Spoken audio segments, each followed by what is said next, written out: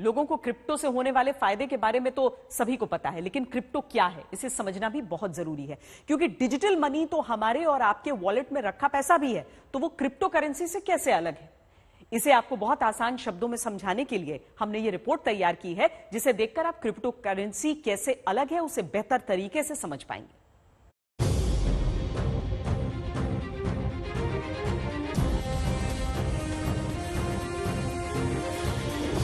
साल 2016 नोटबंदी का ऐलान हुआ और 500 और 1000 रुपए के नोट की कीमत खत्म हो गई। लोग अपने ही पैसे के लिए एटीएम और बैंकों की लाइनों में खड़े होने को मजबूर हो गए।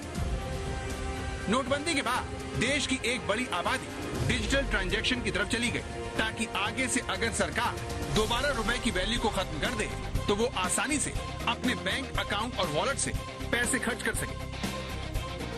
नोटबंदी में लोग अपने ही पैसे के लिए इसीलिए परेशान हुए क्योंकि उनके पैसों पर उनका कोई अधिकार नहीं था। सरकार ने एक झटके में लोगों की पूंजी को रद्दी बना दिया। तो सवाल उठा कि जब पैसा हमारा है तो इस पर बैंक और अथॉरिटी का कंट्रोल क्यों हो?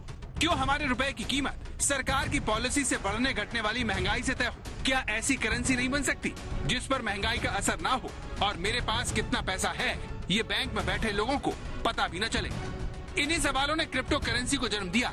क्रिप्टो यानी सीक्रेट और करेंसी यानी मुद्रा। एक सीक्रेट मुद्रा, एक सीक्रेट करेंसी जो भले ही यूपीआई वॉलेट्स की तरह हो लेकिन उससे काफी भिन्न है। यूपीआई से लेन देन के लिए आईडी जरूरी होती है जिसे आप लेन देन कर सकते हैं। बिटकॉइन में भी यही होता है, आपकी एक आईडी होती है जिसके जरिए आप बिटकॉइन जिसे देना चाहते हैं उसे भेज सकते हैं।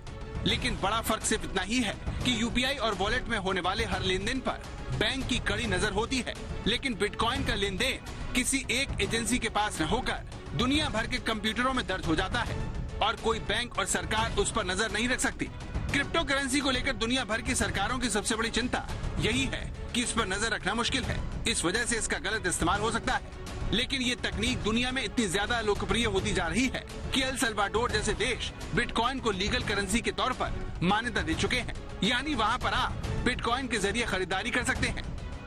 IMF लगातार अमेरिकी देश एल सल्वाडोर को अपने फैसले पर दोबारा विचार करने के लिए मना रहा है, लेकिन वहाँ की सरकार इसे मानने को राजी नहीं है, बल्कि ये देश बिटकॉइन की कीमतों में कमी का फायदा उठाकर अपने खजाने में इसे कई गुना ज्यादा बढ़ा रहा है। यानी क्रिप्टो को लेकर सिर्फ आम लोग जोश में नहीं है, एक देश की सरकार को इसमें अपना उज्जवल भविष्य दिख रहा है, जबकि क्रिप्टो करेंसी में निवेश करने में जोखिम की मात्रा दूसरे विकल्पों से कहीं ज्यादा है। आज तक ब्यूरो।